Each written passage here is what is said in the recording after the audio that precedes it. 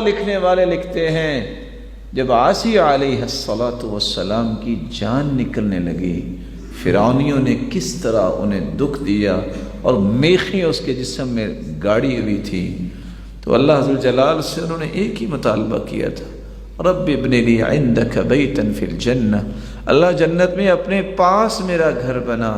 تو عاصی علیہ الصلاۃ والسلام کی اس بات کو اللہ نے قبول کیا، گھر بنایا۔ جب اس کی روح قبض کروانی تھی فکشف اللہ الستر عن بیتہا، اللہ نے وہ پردہ ہٹایا اور اسے اس کا گھر دکھا دیا۔ جو ہی اس نے گھر دیکھا مسکرائی اور ساتھ ہی روح قبض کر لی۔ فرعونی کہتے تھے دیکھو اس کی جان نکل رہی ہے اور یہ مسکرا رہی ہے، وہ کیا جانے اس کے راز کیا ہیں۔ مومن جب اللہ کے پاس جاتا ہے تو اسے موت سے نفرت نہیں ہوتی، جب بالکل اس کی جان نکلنے والی ہوتی ہے۔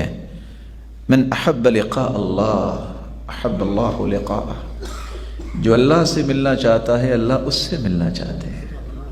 ومن کرہ لقاء اللہ کرہ اللہ لقاءہ، جو اللہ سے ملنا نہیں چاہتا اللہ بھی اس سے نہیں ملنا چاہتے۔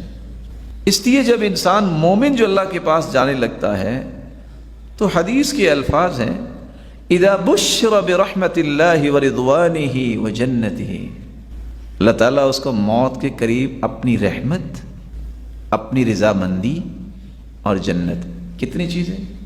3 چیزیں۔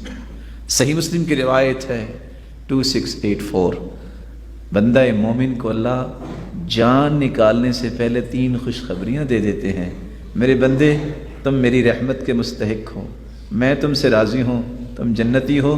اس کے چہرے پہ روشنی آ جاتی ہے تو وہ پھر کہتے ہیں اللہ مجھے فوراً لے جا۔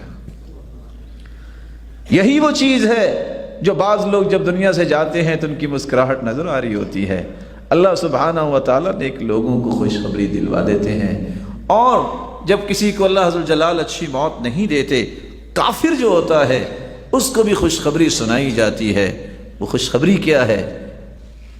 وَإِنَّ الْكَافِرَ إِذَا بُشِّرَ بِعَذَابِ اللَّهِ وَالسَّخَطِ، تمہیں عذاب بھی ملے گا اور اللہ تجھ سے ناراض ہیں۔ اب سوچ سکتے ہیں پھر وہ عذاب اور ناراضگی کو لینے کے لیے کیسے چاہت کرے گا کہ میں اللہ سے ملوں۔ اللہ ذوالجلال موت سے پہلے ہر ایک کو اپنی رحمت، رضامندی اور جنت کی خوشخبری نصیب فرمائے۔